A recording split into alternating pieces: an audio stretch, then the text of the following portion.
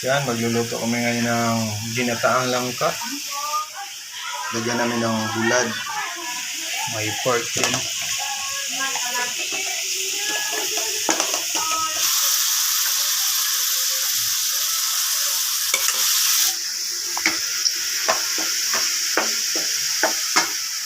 Ayan, nilagyan namin ng isang balding tubig. Then, takpan.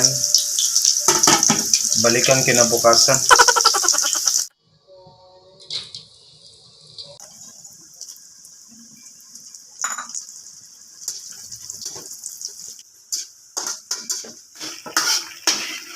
Pag may niluto, ang chief cook yung makauna nag-practice. Tikman natin. Sakto lang. Ang gata.